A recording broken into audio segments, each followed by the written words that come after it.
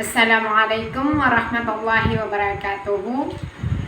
Good morning everyone. My name is Bainora S. Mapandi. At this time, I will discuss about infectious disease. What is infectious diseases?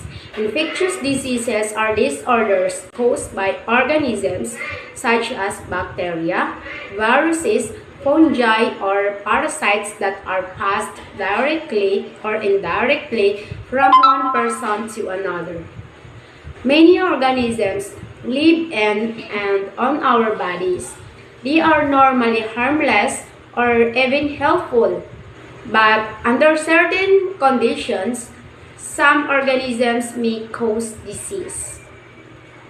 Some infectious diseases can be passed from person to person.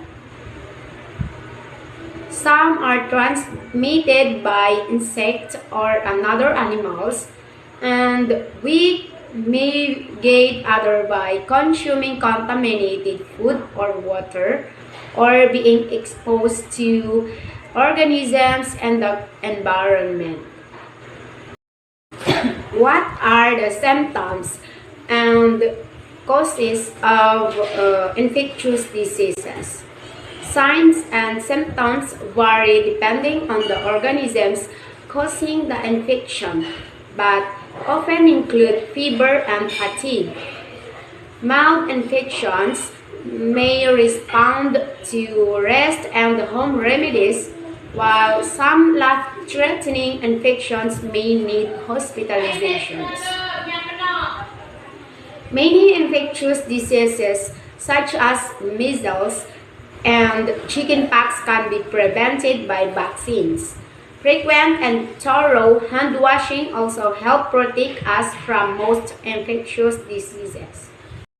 Symptoms. Each infectious disease has its own specific signs and symptoms. General signs and symptoms common to a number of infectious diseases include fever, diarrhea, fatigue, muscle aches, coughing. Yes. Infectious diseases can be caused by bacteria. These one-cell organisms are responsible for illness such as strep throat, urinary tract infections, and tuberculosis. Second is viruses. Viruses, even smaller than bacteria, viruses cause a multitude of diseases ranging from the common cold to AIDS. Third, fungi. Many skin diseases such as ringworm and athlete's foot are caused by fungi. Other types of fungi can infect your lungs or nervous systems. Fourth, parasites. Malaria is caused by a tiny parasite that is transmitted by a mosquito bite. Other parasites may be transmitted to humans from animals' feces. An easy to catch most infectious disease is by coming in contact with a person or animal with the infection.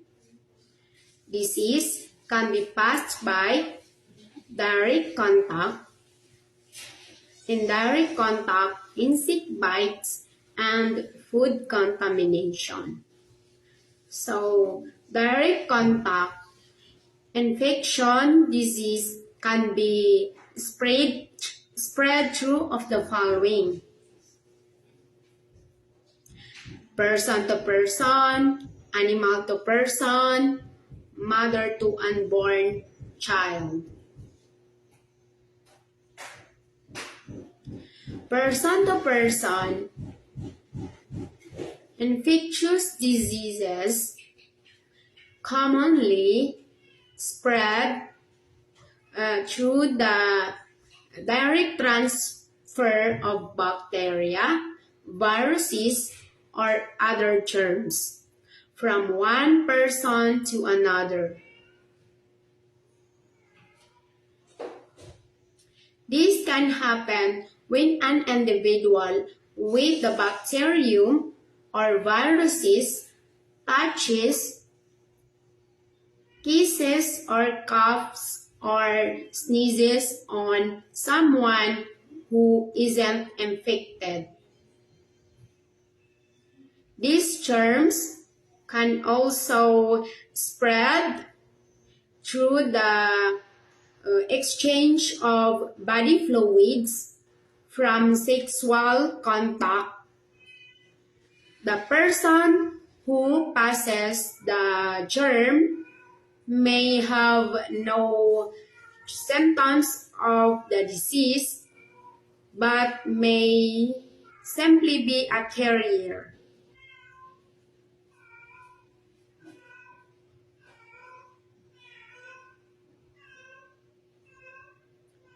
Animal to person. Being bitten or scratched by an infected animal, even a pet, can make us sick, and extreme circumstances that can be fatal. Handling animal waste can be hazardous too. For example, you can get a toxoplasmosis infection by scooping our cat's litter box. Mother to unborn child. A pregnant woman may pass germs that cause infectious diseases to her unborn baby. Some germs can pass through the placenta or through breast milk. Germs in the vagina can also be transmitted to the baby during birth.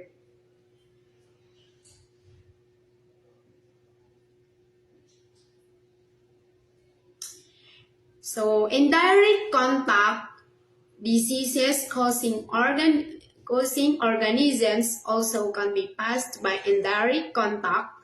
Many germs linger on an inanimate object such as tabletop, doorknob, or faucet's handle.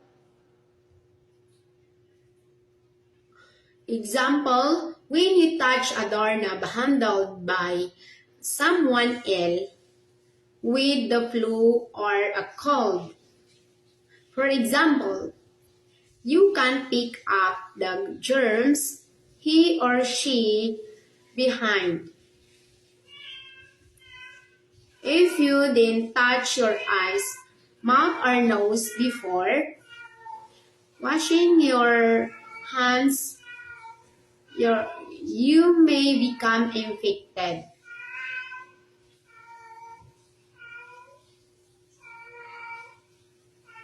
Insect bites.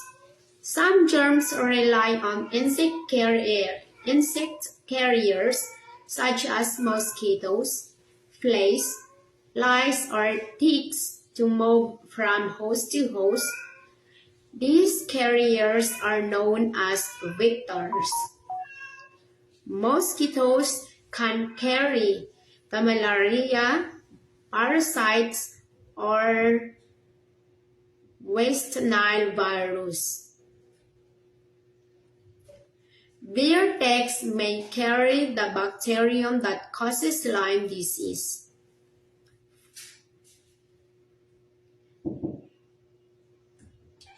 Food contamination disease causing germs can also infect us through contaminated food and water. These mechanisms of transmission allows germs to be spread to many people through a single source, Escherichia or E. coli, for example, is a bacterium present in or certain foods such as undercooked hamburger or unpasteurized fruit juice. Risk factors. While anyone can catch infectious disease, you may be more likely to get sick if your immune system isn't working properly. This may occur if you're taking steroids or other medications that suppress your immune systems, such as anti-rejection drug for a transplanted organ, you have HIV or AIDS, you have certain types of cancers or other disorders that affect your immune systems. In addition, certain other medical conditions may predispose you to infection, including implanted medical devices, malnutrition, and extremes of age, among others. Prevention. Follow these tips to decrease the risk of infection. First, wash your hands, because this is especially important before and after preparing food, before eating, and after using the toilet. And try not to touch your eyes, nose, or mouth with your hands, because that is a common way germs enter the body. Second, get vaccinated. Vaccination can drastically reduce your chances of contracting many diseases. Make sure to keep up to date on your recommended vaccinations as well as your children's. Third, stay home when ill. Don't go to work if you are vomiting, have a diarrhea, or have a fever. Don't send your child to school if he or she has these sign either. Fourth, prepare food safely. Keep counters and other kitchen surfaces clean when preparing meals. Cook foods to the proper temperature using a food thermometer to check for dampness. Also, promptly refrigerate leftovers. Don't let cooked foods remain at the room temperature for a long periods of time. 5.